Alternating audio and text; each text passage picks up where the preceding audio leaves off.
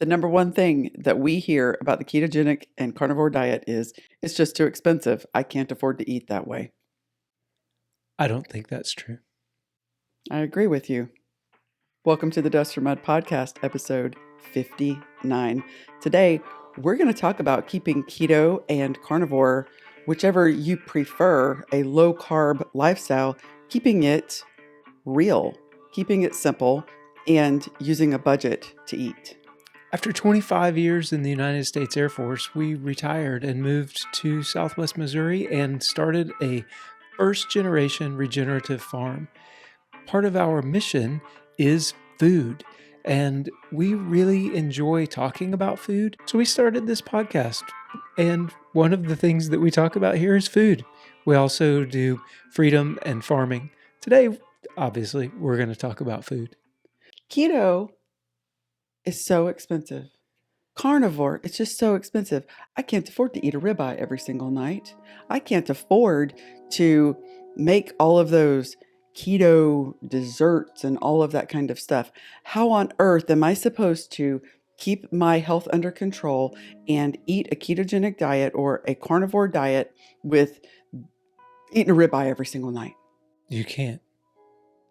Well, that's what a lot of people who are out there on the internet space and on YouTube are telling me that I need to eat in order to eat this healthy way, that I've got to be able to have all of these special type foods, and I've got to be able to afford the latest and the greatest and the bestest grass-fed, grass-finished, uber-duber food, and I just can't afford that. And because I can't afford it, therefore, I'm just not even going to try.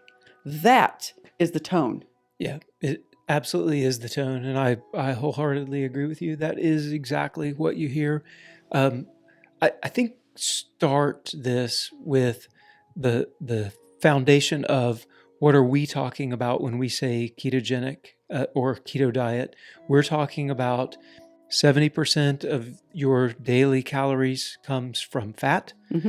20-ish percent of your daily calories comes from protein, and 10-ish percent of your daily calories comes from leafy green, veggie type carbohydrates. Right. So that's what we're talking about when we're talking ketogenic. Carnivore, it would be take out those carbohydrates. All basically. of them. Yeah. Take out those leafy green type carbohydrates. Yep. And you're sticking to your proteins and your fats. Yes. That's sort of what we're talking about. And I know there are different variations. I understand the lion diet and like there's all of these things, but just so that everybody's on the same sheet of music as we're talking through this today, that's what we're talking about. Right. I think, if you're walking down the aisle in the grocery store and you're in the cake aisle, where you see all of the containers with cakes and frostings and stuff. If you're looking at here's regular cake and here's a cake with a container that says keto on it, that keto cake is probably 3, 4, maybe even 5 times more expensive. It is. Yeah. You look at the icing that says keto on it. It's probably 5 or 6 times more expensive, if I remember correctly. Right. But the misnomer is that you have to eat that kind of food. Yeah, I think as people, even if they just start thinking about keto, like as you're walking around the grocery store, the things that are labeled keto are 3, 4, 5, 6, 10 times more expensive than the things that are not labeled keto. Okay. Right? Like you've got a keto cereal, you've got keto bread now, you've got keto waffles, you've got keto brownies, you've got keto cakes, like all of these things, and they're way more expensive. And they're uber processed, and I wouldn't recommend really any of those things, especially to someone who is wanting to get started on a ketogenic diet or wants to get started on a carnivore diet, low carb lifestyle that is looking to start healing their body from all of the damage from the processed foods. Because if you look on the back of those ingredients lists on those keto cakes and icings and cereals and everything. It's nothing more than a laundry list of things that you can't pronounce. It's still uber processed foods. And they just take and put a whole bunch of things in it that it kind of tilts the scales on the fiber side, and they start talking about net carbs and all of that. But that is not what we're talking about here today at all. Especially getting started. So the main focus, though, for me is that budget. Right. So I have done a lot of grocery shopping in my life, and we were a family of one income, 6 people. And I had to get fairly creative with my grocery shopping in order to feed my family whole food, normal dinners every single night. And so you get creative with your shopping when you have to feed that many mouths. And we're a military family, so I would go to the commissary and I would look for meats that we didn't eat ribeyes. No. That was not on. We didn't eat steak. We didn't eat steak. We ate proteins that were affordable. I would find them in the sale aisle and stock up on them. So whenever if you found that, then we would eat steak. Yes, we would. Yeah, it was the old stuff, though. Right. But without that, we ate ground beef. That's right. Yes, absolutely. So the point is, we get the concept of a fixed income. We get the concept of, dude, I'm not independently wealthy. We can't afford to eat a ribeye every night. We can't afford to eat grass-fed butter and the things that a lot of the people out there on the internet space are touting to be the things necessary, right, to lead this sort of lifestyle. It doesn't have to be that complicated, and it certainly doesn't have to be that expensive. Yeah. So important to say, is it better? Yeah. We talk all the time about good, better, best. Yeah. Is grass-fed beef better? Sure. Yes. Sure. And it's delicious. But regular ground beef is better than macaroni and cheese. By far. Right? So by far. If you can't afford the grass-fed, okay. That doesn't mean just eat the macaroni and cheese. Right. You skip the step. Yeah. Good, better, best. If the grass-fed ribeye is the best, maybe grass-fed ground beef is better. Better, but good? Regular old ground beef. 80-20 that comes in a tube. 73-27. 73-27. Whatever. It is a package of nutrition. Yeah. That is not going to spike your insulin. At all. Zero. So it is doable. And what we wanted to talk about today real quick is, well, if you're starting out and you're on a budget, what do you go get? Where do I start? What do I put in my refrigerator or my pantry? Let's take $100. Hey, I got $100 and I want to get started. What would be the 3 or 4 things that you would buy and put in your house that would get that person started? We sat down before the podcast, and Walmarts are everywhere. So yeah, we shop at Walmart, y'all. I opened the app and I said, I'm giving myself a $100 budget, and here we go. We're going to start keto. The first thing I did is I found a 10-pound pack of 73-27 hamburger. It was $2.99 a pound. So there went $29.90. Okay. And then you found a pack of chicken quarters. Yep. Chicken leg and thigh quarters. I think it was a 10-pound pack. I believe it was 83 cents a pound. So there was another $8.35. Okay. So we've got hamburger and we got some chicken. We have 20 pounds of meat. Now. 20 pounds. And we're doing this just for one person. Let's just pretend I'm single. Okay. I'm a single person and I want to get started. So I got 10 pounds of hamburger. I got 10 pounds of chicken. Hey, eggs. I put 60 eggs. They have the the containers that have Mhm. 5 dozen eggs. Yep. I believe it was $8. Okay, so now we've got 5 dozen eggs for $8. Yep. All right, now we got eggs. Yep. And eggs are nose to tail, perfect food chicken. They are almost perfect ketogenic numbers as well. That's right. So eggs galore for us. Yep. Okay, we need some fats. Oh yeah. If we're gonna do keto, we got to get the fats in there. Yeah. So what did you butter? Yep. I used just a salted Walmart brand, Great Value brand, 1 pound of butter. I think it was $3, $4, something like that. Okay. And then I threw in a jar of organic coconut oil. So coconut oil is a form of an MCT oil, which is great for keto whenever you're wanting to get your ketones up and get your energies and up. It's good to cook with. And it tastes good. It tastes good. You can impart a little bit of flavor. So you get the oil plus a little bit of flavor. Mm-hmm. With it. You don't have to add the coconut milk or coconut flakes or those types of things. If you get the tub that's solid, not the liquid stuff, the tub that's sort of solid, it'll give you a little bit of flavor, and we like cooking with that. And then the next thing, I sort of tossed up in the air between the big container of Great Value brand organic olive oil or a 10-pound bag of mozzarella cheese. Like those two Probably the mozzarella cheese, because that's going to make each of my meals more versatile. They were both around $18. Yeah.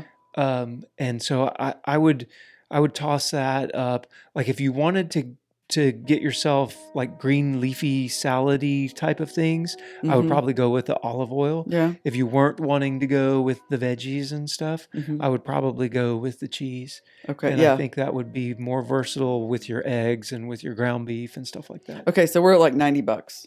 We're at $90. Okay, so we got $10 extra in order to keep this simple.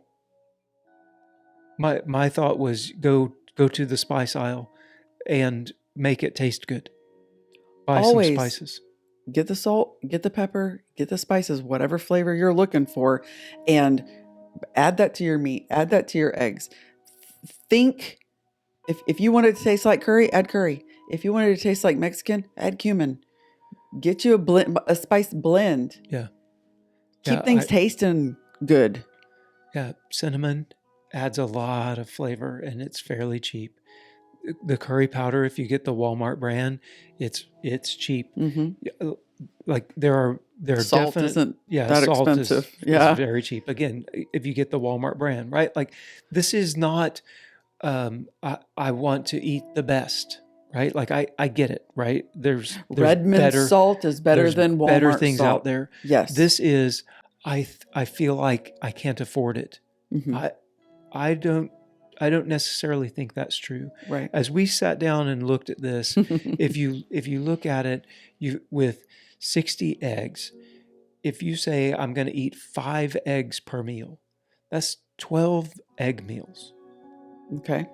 You've got, if you ate a pound of ground beef. I do enjoy a pound of ground beef. You have 10 beef meals. Okay. If you ate a pound of chicken, you have 10 chicken meals. Okay. So you have 10 beef meals, 10 chicken meals, 12 egg meals. Just say 10. It was 30. It was 30 meals. 30 meals for $100. Yeah. Nutritious meals. Yeah. It's out of $100. Yeah. For 2 weeks. Yeah. Okay, let's say you fast for breakfast and you're going to do a 2 meal a day kind of deal. A lot of people do that. I'm going to do some intermittent fasting. So I'm not eating breakfast. I'm going to eat lunch and dinner, and super common in this space. And that's going to give me 2 weeks worth of food. Yeah. Yeah, it will. For $100. For $100. So, and if you work that out per meal, what are you at? $3.12 per meal? Right. Yep. But it's boring. Yeah. But if you're after healing your body and getting your glucose under control, getting your insulin under control, and resetting your body to a place where it operates better, then maybe simple and a little bit boring is right where you need to be. That's where my body operates the best. Like today I had 5 eggs and butter. A pound of ground beef with butter on top of it is that is our happy place. We love That it. that is a great meal for us. Our bodies, everything just sort of woof.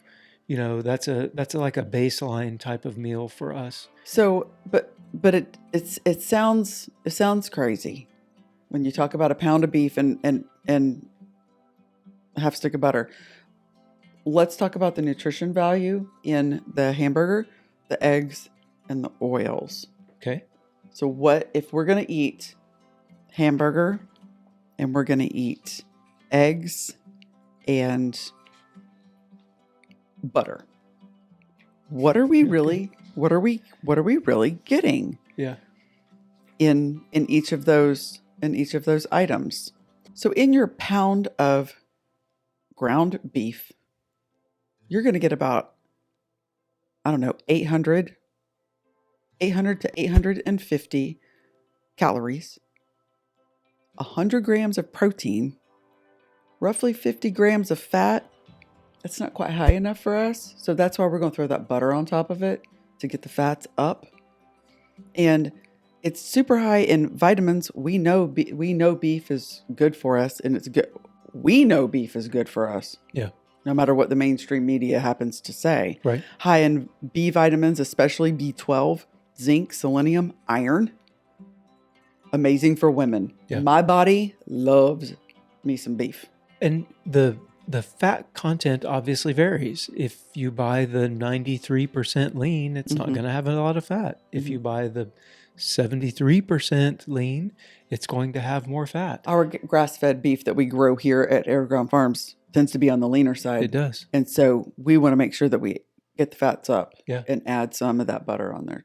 But when you're cooking it, don't pour the fat away. We were taught to discard the fat. No, we're going to pour that over. Put that on top of it, and that becomes, call it an au jus, call it whatever you want. Right. But that becomes part of the meal. Don't discard that fat. That's all part of it. Yeah. So with the beef, you're going to get muscle repair. You're going to not lose your muscle mass. We're getting older. We want to keep our muscle mass. So keeping our proteins up is important.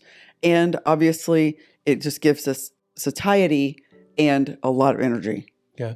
So the eggs, 5 eggs, you're looking at about 350 calories, 30 grams of protein, about 25 grams of fat is what you're looking at there. And as I mentioned before, each individual egg, the breakdown is about 65% of the calories comes from fat, about 30% of the calories comes from protein, and about 5% of the calories comes from carbohydrate.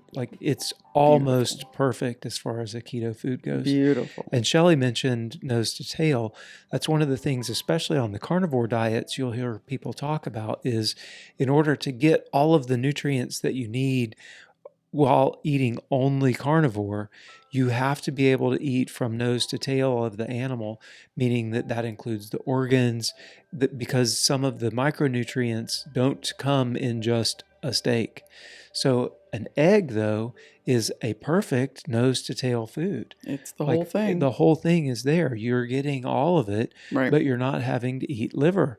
I'm not a huge fan of liver. I will eat it, but I don't love it. But an egg, I'm getting the whole thing, the whole nose to tail. It's a great way to get that. Right. And my favorite, butter. We got to talk about butter. Yeah, sure. Because all of these foods that we're talking about today have been just demonized, villainized for so many years. They can't get you addicted to carbohydrates if you're eating these types of foods. Yeah, because you won't want them, first of all. You'll be so satiated, and your body will be so satisfied that you don't even want them anymore. Right. So your butter, you're looking at Butter. about 2 tablespoons of butters, I think about what you mentioned, Mhm. although a Yep. half a stick, I think, would be 4 tablespoons. Yes, Anyway, it would. 2 tablespoons of butter gets you about just over 200 calories and 23 grams of fat. So with no carbohydrates. So that really, butter's a great way to add some flavor and boost that fat content up. And we've talked about it on previous podcasts. When you're doing this, especially when you're starting out, trying to get the fats up high enough is the struggle. It for especially for us, like and you end up having to just add stuff on top. Yeah. Pour some olive oil on it, add some coconut oil when you're cooking it, add some butter on top of it, or add butter when you're cooking it. Like it really does take a conscious effort to add fat in order to get the fat content up where it needs to be. Butter also comes with a vitamin packed. It's got a lot of vitamins in it. Yeah. You got vitamin E, vitamin K. These are fat soluble vitamins. So the fats are required in order for for it to even be bioavailable for your body. You can't uptake it without the fat. So it travels along with it. And if you try to take a supplement that doesn't, and with no fat, it's not going to do anything for you. So it comes along with the butter. Other thing I would like to mention, I think when people, the mindset of I can't afford it, I believe that you have to consider the eating out budget as part of your food budget. And I know for us, for a long time, we didn't. Our eating out budget was part of our entertainment budget. And for it, what I think that leads to is just a warped sense of how much it actually costs for food. So, we were looking at it. I mean, we just talked about it.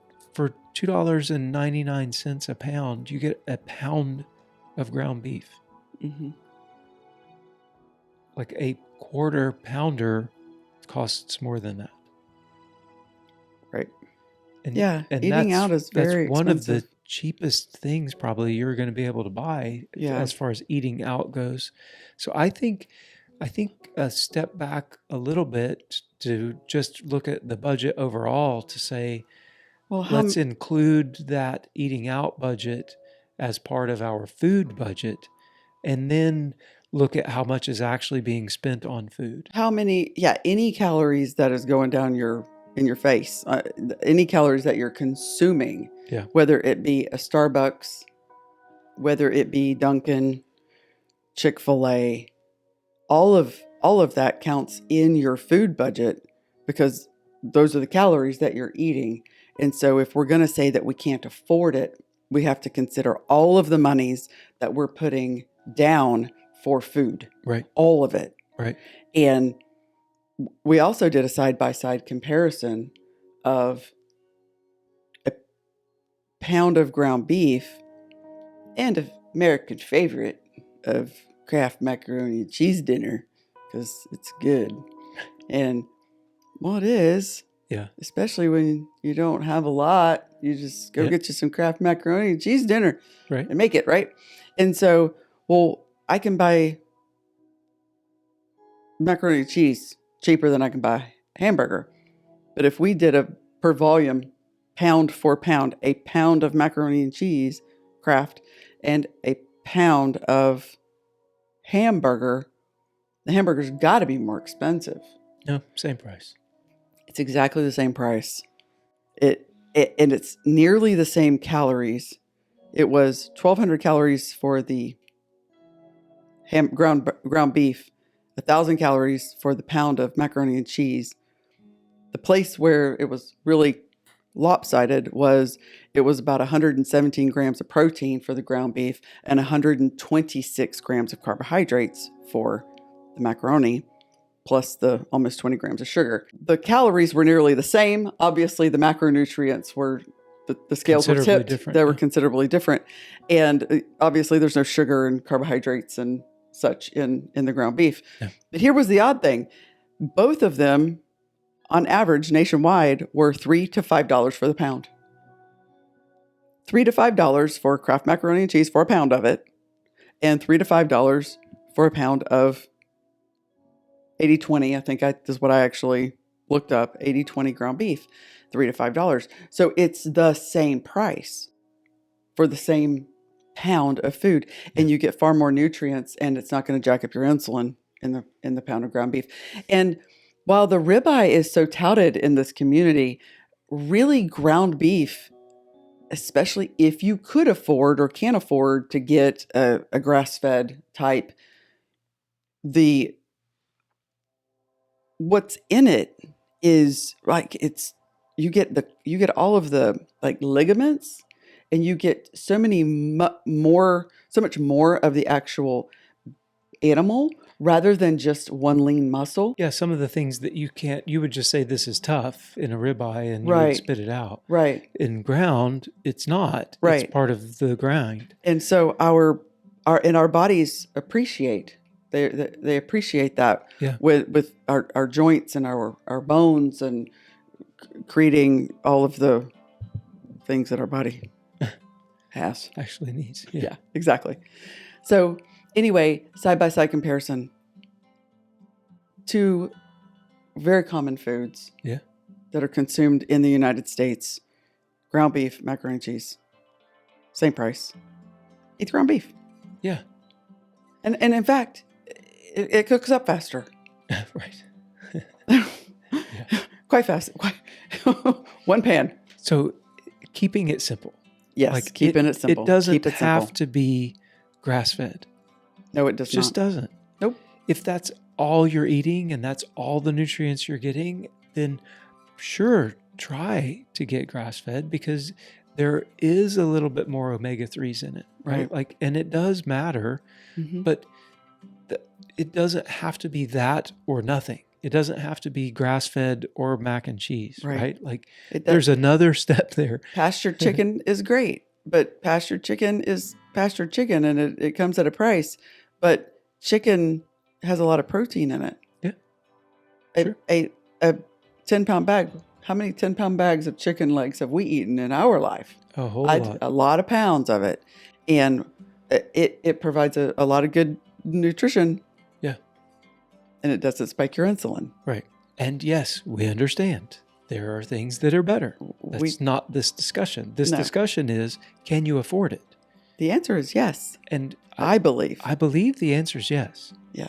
You can actually afford it. These foods reset my body. Yeah. Whenever I need that reset, whenever I need to just like, whew, we gotta go back to, base food here. Give me some ground beef, give me some eggs, and give me some butter. Yeah. And Absolutely. And I just feel so good on it. Yeah. Yeah. And then the next time you'll probably have some of the oils left over. So in your $100, buy some cauliflower, frozen bags of cauliflower, or a container of salad, or Right. or some more spices, because you're probably not going to be able to eat the entire container of olive oil, No, or you're the not. entire container of coconut oil. Right. That's going to last you So a hot minute. that one's probably going to last longer. So, if you need some variant, sure, whatever, buy some Mhm. broccoli. Right. Pour a bunch of olive oil on top of the butter that you put on top of the broccoli. Right. For sure. For sure. So we believe, keep it simple. Shop at your local discount place. Find things. Hey, and if you want a steak, go look in the aisle where it's on sale, because tomorrow they're going to have to start freezing it because they got a sell-by date. But that does not mean that meat is not good No. to eat. So just because the sell-by date's coming up, in fact, that's probably what I would buy, because it's going to be on sale. Yeah. Exactly. So shop on sale. Dude, also, if you see a family pack and it's on sale, grab that. You think of, hey, soon I'm going to need something other than hamburger. So maybe I'm going to grab this big pack of pork chops and, divide it up for myself. Instead of leg and thigh quarters, maybe buy some shoulder steaks. Oh yeah, Those are typically fairly inexpensive, right. and they have quite a bit of fat in them. So, Cook like, up easy. man, buy some pork shoulder steaks. Right. We Yeah. love the shoulder steaks. Yeah, we do. So look, keep it simple and choose that whole food. Whatever it is, stay out of the middle of the grocery store, stay on the outside edges, Yeah. and choose the whole food that is going to give you the best nutrition and keep your insulin low. You know, the funny thing, all of the things that we talked about, I probably none of them are labeled keto. No. You know, and that's what I was getting at the very beginning. I think if you fall into the trap of, well, I'm buying the things that say keto, it's expensive. But if you buy the things like what we talked about, the whole foods, and then get your macronutrient percentages right, that's not actually expensive. Right. It's actually just food. It's just food. Yeah. Again, if it is what it always was, it's on my grocery list. So if you've been thinking about keto or even carnivore and you're saying, I just can't afford it, it's just too expensive, I challenge you to maybe take a little bit different look at it and maybe look at a different way of doing the shopping and see if maybe it's not actually too expensive. If you're enjoying these podcasts, we would love it if you would go ahead and subscribe to our channel. We put out one Mondays and Thursdays, and we put out a video on Saturdays, usually something around the farm. And we appreciate each and every one of you for taking the time to watch these. And until next time, bye y'all. Bye y'all.